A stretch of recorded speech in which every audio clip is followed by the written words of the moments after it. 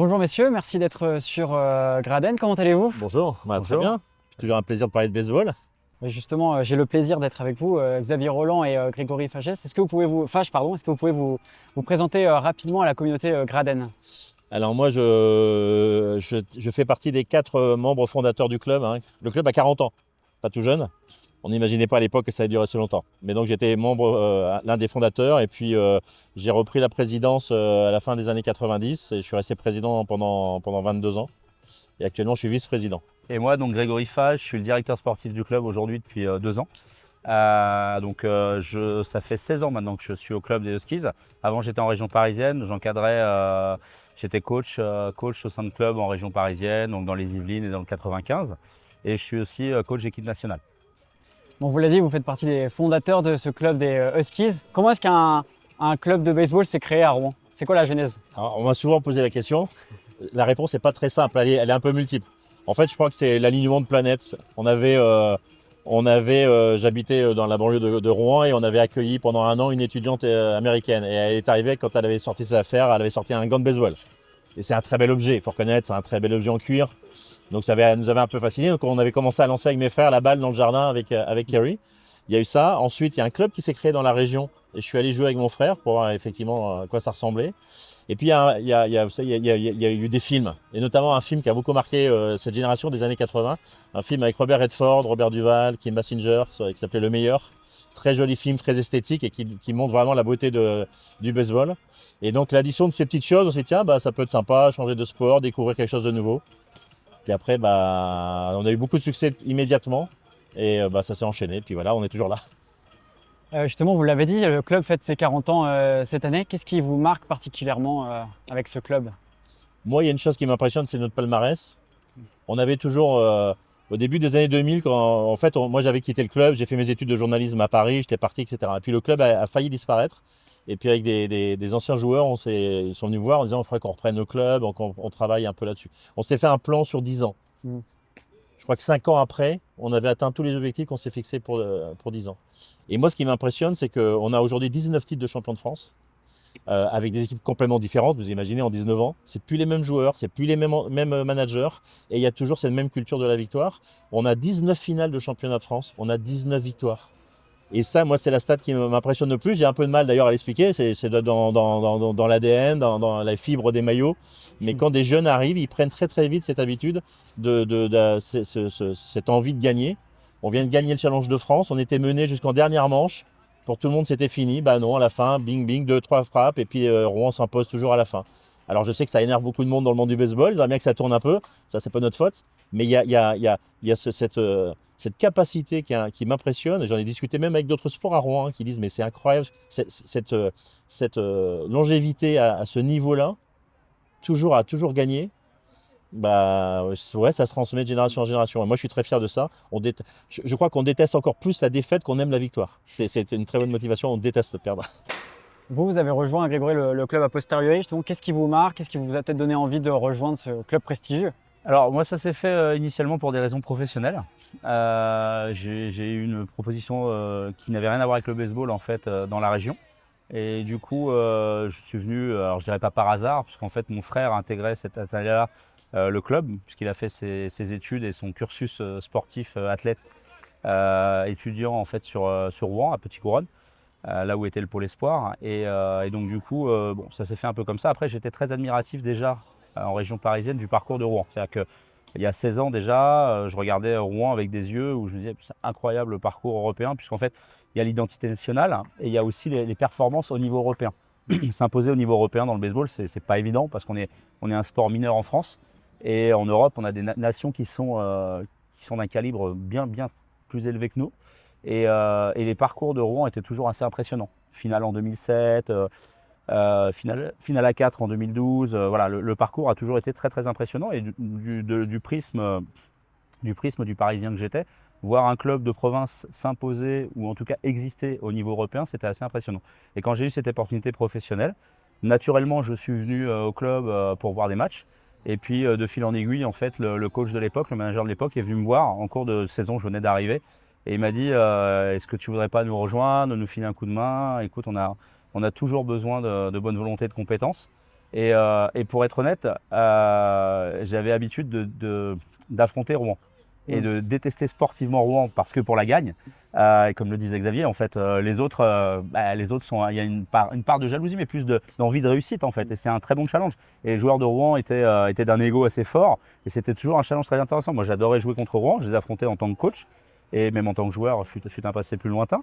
Et du coup, ça s'est fait naturellement, je dirais, la proposition. Et depuis, j'ai découvert le club et j'ai découvert ce qui faisait cet ADN-là, en fait. Ces moments où tu dis, nous, on fonctionnait différemment. En fait, on réagissait différemment à la défaite ou à la victoire. Et des fois, je voyais la réaction des joueurs et je me disais, waouh, c'est impressionnant. Et de fil en aiguille, j'ai été aussi ce transmetteur de messages, quoi. On va revenir un peu sur le palmarès, on va le détailler, vous avez commencé à en parler. Donc 19 fois champion de France, dont 9 consécutifs, 10 fois vainqueur du Challenge de France et 11. donc 4 Coupes d'Europe. J'ai tout 11. On vient d'avoir le 11e. Oui, c'est ça, c'est 11. Moi, il faut que je réfléchisse. Je ne suis pas à jour, ouais. Non, c'est 11. Est-ce qu'il n'y a pas quand même une forme de lassitude? Non. Non. Non, moi je viens de passer 6 ans à Lyon et moi je me suis beaucoup inspiré, alors c'est peut-être un manque d'humilité, mais je regardais beaucoup ce que faisait l'Olympique Lyonnais. Et à l'époque des années 2000, où nous on a commencé à décoller aussi. Et cette exigence de la victoire et ne jamais se... En fait, j'ai vraiment, moi quand j'étais président, j'ai voulu que tout le monde déteste sa défaite. Et qu'on n'accepte pas, qu'on l'accepte pas. Et j'ai toujours pensé qu'à partir du moment où vous n'êtes pas champion une année ou deux, peut-être qu'il y a quelque chose qui se grippe et que vous n'arriverez pas à retrouver cet appétit-là. Donc toujours avoir cette exigence, toujours chercher à faire encore mieux. Dès qu'une saison est finie, moi dès le lendemain, on commençait déjà à préparer la saison d'après, aller à la mairie pour essayer d'améliorer les infrastructures, etc. Et en fait, cette exigence, on la demande à tout le monde ici. On m'a demandé un jour la Coupe d'Europe, comment vous la préparez? La Coupe d'Europe, c'est tout le monde est en mode Coupe d'Europe. Les bénévoles, le chauffeur du car, tout le monde doit sentir qu'il monte d'un cran et qu'il y a plus de concentration, on est plus concerné. Et c'est tout l'ensemble du club. On a des saisons, on était champion de France en 12U, champion de France en division 2 avec la réserve, champion de France en division 1. Et donc des tout plus jeunes à l'élite. On veut qu'il y ait cet esprit dans toutes les structures du club, dans toutes les équipes. Et on ne se lasse pas. En fait, non. On a toujours la même... Honnêtement, si on se lassait, il n'y aurait pas la même envie. On bosse beaucoup, hein. On est tous bénévoles, on travaille beaucoup l'hiver, on recrute. Cette année, on est des Japonais, on travaille nos filières à l'étranger. On a des filières japonaises aujourd'hui, mais américaines auparavant, québécoises, vénézuéliennes. Donc on travaille tout l'hiver. C'est un job, quand j'étais président, c'était au moins 3 heures par jour. Donc on ne bosse pas 3 heures par jour pour se contenter d'être deuxième. Nous, les finales, on sait même pas que les finales, on n'en a jamais perdu en championnat de France. On en a perdu quelques-unes au challenge. Je ne sais même pas combien parce qu'on les oublie, hein, ça ne compte pas. Donc, alors, est-ce qu'on est arrogant? Je sais qu'on nous l'a reproché en disant vous êtes arrogant. Non, on n'est pas arrogant. Sauf qu'à un moment donné, oui, quand on vient sur le terrain, c'est pour gagner, quoi. Et ça se sait. Et le nombre de finales où on a renversé le cours des matchs en fin de rencontre, c'est assez impressionnant. Parce que quand vous dites qu'on a gagné 19 finales, bon, ok. Mais je vous assure que sur les 19, il y en a peut-être 3 faciles. Toutes les autres ont été très très disputées, avec des retournements de dingue dans les dernières manches du 5e match. Il y a une année, on gagne quand même, vous faites toute la saison, vous faites une finale en 5 matchs. Vous savez, en finale de baseball, il faut gagner 3 matchs, comme un 5-7 au tennis.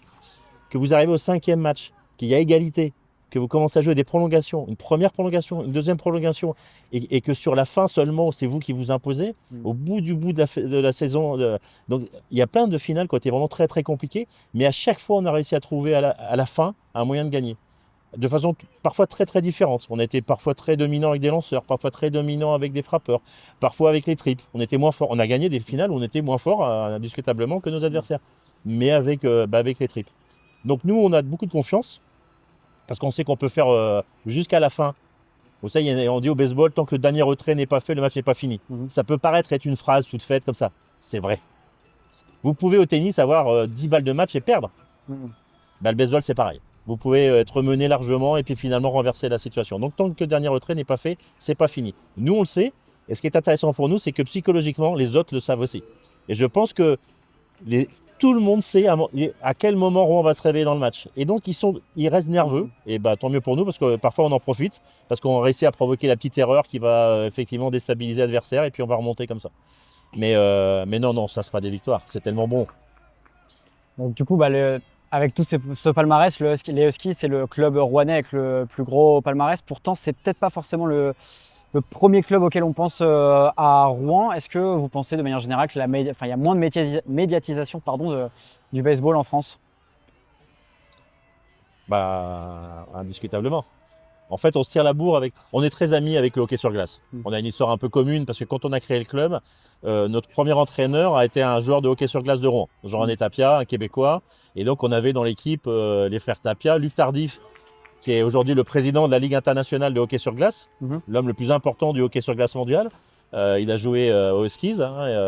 Donc, les gars faisaient leur saison de hockey professionnel à Rouen et puis l'été, passaient au baseball. Donc on a une histoire commune, on se connaît très très bien, on s'apprécie, on est vraiment très amis. Et alors c'est rigolo parce qu'on se tire la bourre parce qu'ils ont combien 18 titres, 18 et nous on en a 19. Voilà. Bon, ils sont bien plus développés que le baseball. Alors ça nous avait un peu servi d'ailleurs parce qu'à l'époque on avait commencé à créer le club.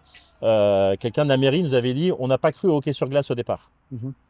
C'est vrai que c'était pas une évidence le hockey sur glace ici et on ne voudrait pas faire la même erreur avec le baseball. Qui n'est pas évident non plus. Enfin, c'était pas écrit qu'il y ait un club de baseball à Rouen.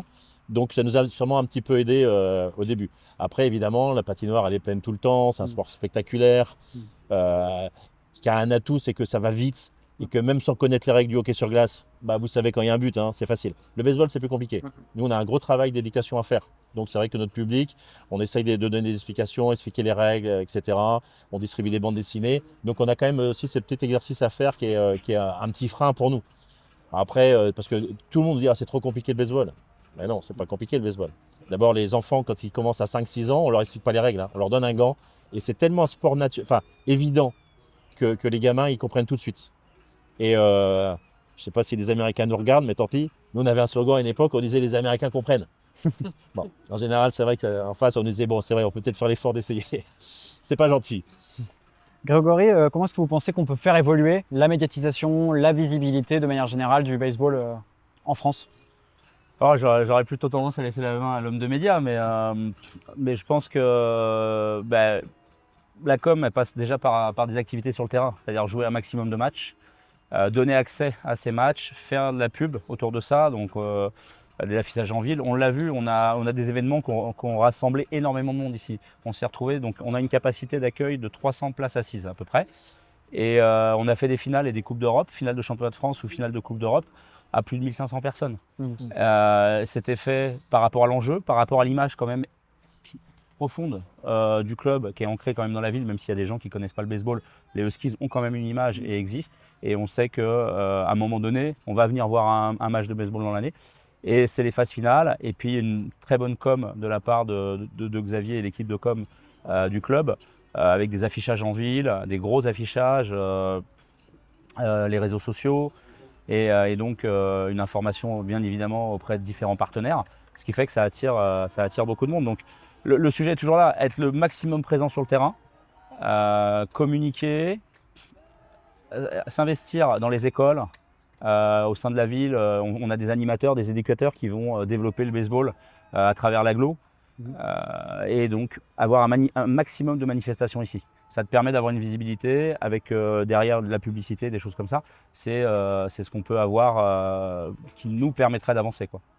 Mais vous êtes l'un des exemples de l'évolution des médias. En fait, on s'est heurté pendant plusieurs années, allez, je vais mettre des guillemets, mais une certaine facilité ou paresse de journalistes. Voilà. Et que dans les services des sports de la presse quotidienne, c'était la boxe, le foot, et puis le basket et le hockey et le vélo. Voilà, sorti de ça, il n'y a rien qui existait. Et donc, on voyait bien qu'on avait du mal à intéresser, d'interpeller des journalistes, à dire il peut se passer autre chose. Parce que des histoires, on en a des belles histoires à raconter. Vous savez, quand le premier joueur dans l'histoire du baseball mondial a été drafté, c'était un Rouennais. Joris Bert, en 2007, en pleine nuit, j'avais suivi la draft et c'est moi qui l'ai appelé le matin pour lui dire écoute, Joris, t'es un joueur des Dodgers de Los Angeles. Il est parti jouer pour les Dodgers. Stade 2 l'a suivi aux États-Unis. Ils ont fait un long magazine sur lui. Il a fait la une. Il était en page 4 de l'IB, une page entière dans le Parisien. Il a été invité sur Canal, à Europe 1, à RTL, partout. Et ici, quasiment personne n'en a parlé. Moi, ça me rendait un peu dingue. Mais comme je suis journaliste et que je suis un ayatollah de l'autonomie, l'indépendance des journalistes, je ne me suis jamais autorisé à râler, mais je ne comprends pas. Bref. Ce qui évolue beaucoup et ce qui est intéressant pour nous, c'est qu'aujourd'hui, on n'est plus obligé d'attendre non plus. C'est-à-dire, on a notre mode de communication, on est très présent sur les réseaux sociaux, on a créé notre chaîne de télé. Aujourd'hui, tous les matchs, là, les matchs qui se passent derrière nous, actuellement, il est diffusé sur YouTube. On a 6 caméras, on a des matchs commentés. Enfin, vraiment, avec un regard professionnel, je suis très fier de ce qu'on produit. C'est quelque chose de qualité. Donc, on est capable, nous aussi, d'être beaucoup plus agressifs et offensifs sur la communication. Effectivement, Greg parlait, on a fait des campagnes d'affichage 4x3 en ville, dans les panneaux de co, etc. Et ce qui est un peu étonnant d'ailleurs, mais c'est comme ça, hein, on est plus connu à l'extérieur de Rouen. Quand on va à Québec, j'appelle un jour le président de Québec, j'envoie un message, président des Capitales de Québec, club professionnel. Et je me présente et je dis, est-ce qu'on pourrait se parler? J'ai un projet. Et il me dit, Xavier Roland, président des Huskies, mais quel honneur. Je dis, mais non, c'est moi qui suis flatté de... Et au Québec, on est hyper connu, quoi. Tout le monde du baseball québécois nous connaît. Vous allez voir les Capitales de Québec, ils connaissent les Huskies depuis longtemps. L'équipe de Québec, la sélection québécoise est venue jouer ici, ils nous ont battus, ils étaient fiers. On dit, on va rentrer à Québec, on a battu Rouen. Voilà, on est connu, on a des relais au Japon, au Venezuela, etc. On a des papiers dans la presse au Venezuela, on a fait des unes au Chili, on a fait des... Voilà, donc le New York Times, le plus grand journal au monde, a envoyé un reporter ici qui a fait l'aller-retour de New York, qui est venu ici faire il y a une page entière dans le New York Times sur les Huskies de Rouen pour expliquer ce phénomène de développement du baseball en France et à Rouen. Le New York Times, moi j'étais évidemment hyper flatté. Donc c'est un petit peu notre paradoxe. C'est-à-dire que nous on voit bien qu'il y a de plus en plus de monde au match, que les gens connaissent de plus en plus, ça se voit aux réactions. Si vous connaissez rien au baseball, il y a des moments où vous allez rater vous n'allez pas comprendre qu'à un moment donné, il y a un moment clé dans le match. Donc souvent, nous, on est là aussi avec les spectateurs, nos invités, on leur explique, on dit, là, c'est un moment clé parce qu'il va se passer quelque chose qui va être... Il y a 3-4 moments comme ça dans les matchs. Donc si vous passez à côté, évidemment, vous n'allez pas trouver ça passionnant. C'est quand vous connaissez un peu les choses. Et on voit bien que le public réagit beaucoup plus maintenant qu'au début sur les moments clés. Donc on voit que ça vibre avec les moments. Donc on voit qu'on commence à avoir vraiment un fan club assez fidèle. Bon, en termes de vivier, on sait évidemment que c'est quand même avant tout nord-américains et plutôt asiatiques qui sont, on va dire, en haut quand même des nations phares. Comment est-ce qu'on peut qualifier le vivier français en baseball? Si on doit le comparer à ces deux nations, c'est très compliqué. En fait, la base, elle n'est pas la même. C'est-à-dire que nous, on travaille sur une base, on est 14 000 licenciés aujourd'hui. Aux États-Unis, 14 000, c'est à peu près l'équivalent de ne serait-ce que de pratiquants au sein d'une ville, d'une grande ville, on va dire, et dans une catégorie précise. Donc c'est très compliqué. Notre vivier, il est trop léger, insuffisant forcément d'un point de vue technicien et coach d'équipe nationale. Mais on essaye, encore une fois, plus tu communiques, plus tu développes ton sport, et plus ton vivier sera important. Et plus tu arriveras à faire ce qu'a fait le basket ou le hockey, c'est-à-dire à mettre des joueurs au plus haut niveau qui t'aideront à ramener d'autres joueurs. Un exemple comme Wemby aujourd'hui est en train de créer ce qu'ont été les précurseurs comme Tony Parker ou Boris Dio avant. Et même on va ramener ça au premier joueur NBA français qui était Olivier Saint-Jean. Et donc en fait, tu as besoin de ça. Mais aujourd'hui, le vivier est malheureusement insuffisant, mais tout doucement il monte. Et on peut aujourd'hui commencer à se comparer aux grandes nations européennes du baseball en espérant développer des joueurs qui vont pouvoir nous donner l'opportunité d'avoir une visibilité qui va attirer un public jeune qui va créer ce vivier-là. Mais ça prend un certain temps. Super, mais nous, on a 3 joueurs actuellement qui jouent aux États-Unis. Ils sont dans des collèges américains, donc ils jouent dans l'équipe du collège avec des bourses pour payer leurs études. C'est aussi une opportunité qu'on offre. Je pense qu'au début, on a peut-être 20-25 joueurs qui sont partis. Ton frère, le frère de Greg, a passé 2 ans en Arizona. Donc ils jouent au baseball. Là, ils ont un scholarship qui leur permet de payer le collège, l'université. Et je discutais avec Arthur, là, qui est lui en Arkansas. Il a joué en 4 mois, il a joué 60 matchs. Donc cette densité de matchs, et le baseball c'est un sport où il faut jouer. C'est l'expérience compte énormément. Et rien que ça déjà, on voit la différence. Nous, on va jouer 50 matchs dans l'année, sur 6 mois. Et eux, ils jouent 60 sur simplement 4 mois. Donc c'est vrai qu'il y a une densité, une intensité, il y a une concurrence, il y a tellement de joueurs. une concurrence qui fait que les meilleurs sont tirés vers le haut. On en est nous très loin. Mais la filière d'envoyer nos jeunes aux États-Unis, ça marche. Alors soit comme Joris Bert, il est drafté aux Dodgers, où on a eu aussi Alex Roa qui a été drafté, qui avait signé pour les Mariners de Seattle. Soit au bout de 2 ans aux États-Unis, ils reviennent à Rouen et ils nous amènent finalement leur expérience et on en profite. Donc c'est toujours un déchirement de les voir partir parce qu'on les perd. Là par exemple, nos trois joueurs, ils ne seront pas là pour les finales. Ils seront parce qu'ils reviennent, leur saison est terminée, ils vont jouer avec nous jusqu'à la mi-août. Et mi-août, ils retournent dans leurs équipes américaines. Donc on les a pas pour les finales, donc c'est assez frustrant de pas être. Mais on se dit que d'abord c'est un bel exemple pour les plus jeunes qui rêvent tous de. Vous allez interroger un gamin de 12 ans au club, son rêve c'est d'aller aux États-Unis faire un collège ou une université, jouer au baseball. Donc c'est une bonne vitrine pour nos jeunes.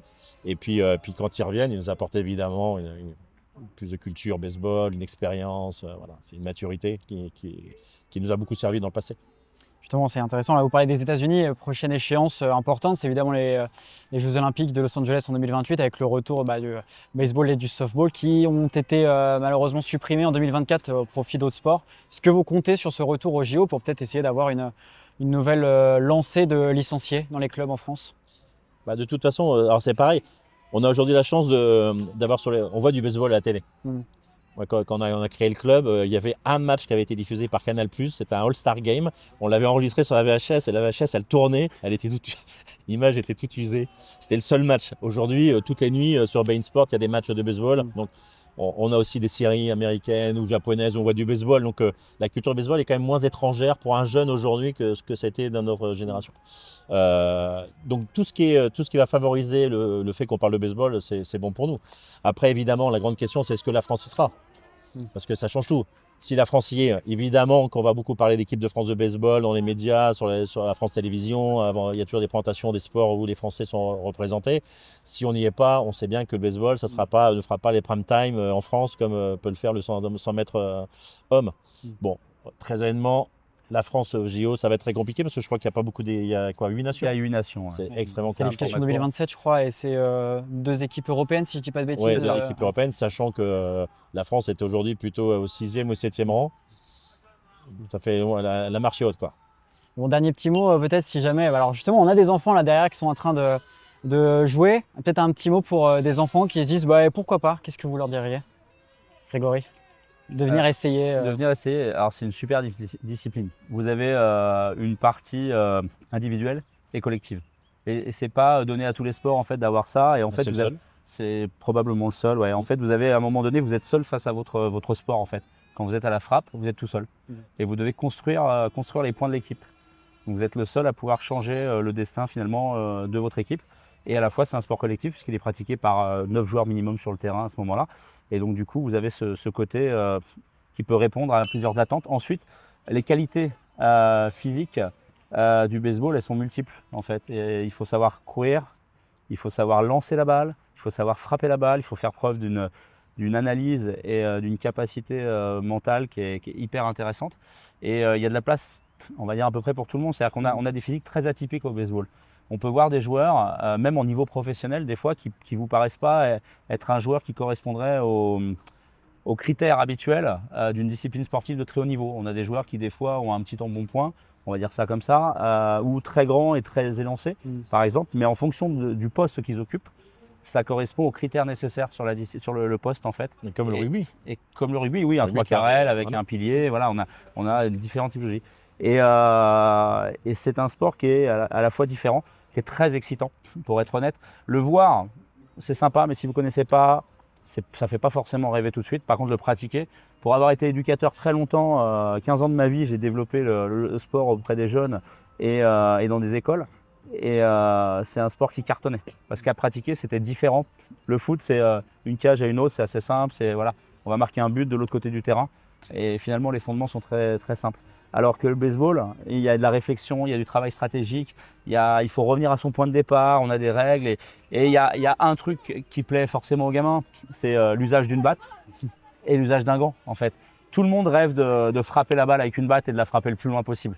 ça déclenche quelque chose, c'est une espèce d'adrénaline assez phénoménale.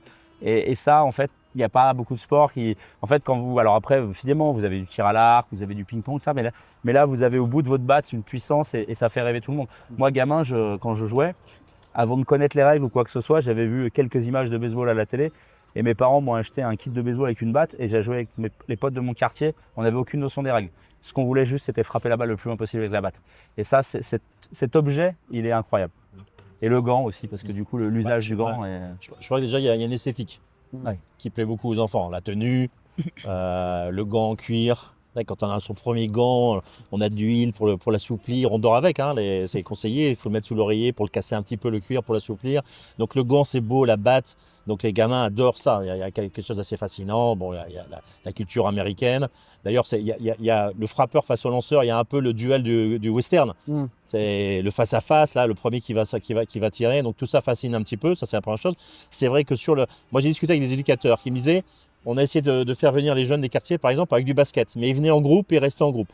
Après, on a fait du tennis. Bon, ils venaient seuls. Comme il fallait venir seuls, comme ils étaient en bande, ils ne venaient pas. Le baseball permet d'attirer le groupe.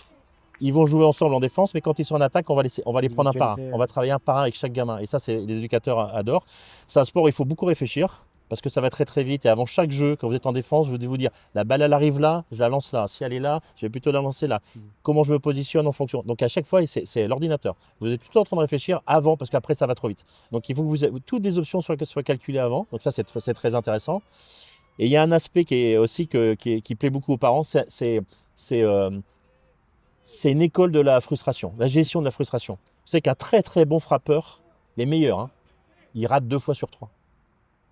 Il n'y a pas d'autre sport. Si au basket, vous avez 33% de réussite au panier, au lancer franc, pas terrible. Les meilleurs frappeurs, et quand vous arrivez, par exemple, on avait visité, nous, des académies au Canada, quand vous arrivez à Trois-Rivières, c'est écrit, hein, les meilleurs ratent 2 fois sur 3. Et donc, ça vous oblige à dire, je suis frustré, mais je gère ça, reviens, tête haute, ne laisse pas abattre moralement, etc. Et c'est vachement bien pour les enfants qui, au début, ont un peu de mal à gérer peut-être leur frustration. On leur explique que oui, on peut rater 2 fois, mais on va réussir à la 3e fois. Donc cet aspect-là aussi, plaît aussi beaucoup aux enfants. Et puis c'est vrai, tout le monde a sa place. Comme au rugby, effectivement, il y a le pilier, c'est pas le même que le demi d'ouverture, et c'est pas les mêmes physiques. Au baseball, les champs extérieurs sont généralement des mecs baraqués parce qu'ils doivent lancer de très loin. Le catcheur, les avant-champs, l'arrêt court, il est beaucoup plus petit, très vif pour avoir les mains très vite au sol. Et même le petit gros à l'école, Bouboule, dont tout le monde se moque. Au baseball, on ne se moque pas de lui. Hein. C'est quand il va au bâton et qu'il cartonne la balle et qu'il l'envoie parce qu'évidemment, le poids joue dans la frappe. Ces gamins-là, ils se sentent, ils sont au baseball, ils sont très valorisés, quoi, et ça leur fait du bien. Donc tout le monde peut trouver sa place. Donc c'est un super sport pour les enfants. Merci beaucoup, des mots qui devraient résonner dans d'autres sports aussi. Merci à tous les deux de vous être arrêtés au micro de Graden. Merci de parler du baseball et des Huskies. Et on souhaite évidemment une excellente saison aux Huskies et bon courage. Ça sera bonne si on a un 20e titre. Ça y est, le record c'est Paris, hein, qu'on a 22. 22 ? Nous on en a 19. Mais quand on a commencé à 0, ils en avaient déjà 22. Ah. Et eux, ils ont fait 22 entre 1950 et 2000. Leur dernier titre, c'est 2000. Nous, c'est 19 entre 2003 et 2026. Donc au début, ça paraissait impensable. Ouais, on se dit qu'on n'en est pas loin. On commence à avoir envie de… C'est dans le collimateur, en tout cas. Bon courage pour aller viser ces Merci à vous. Aïe! Abonne-toi.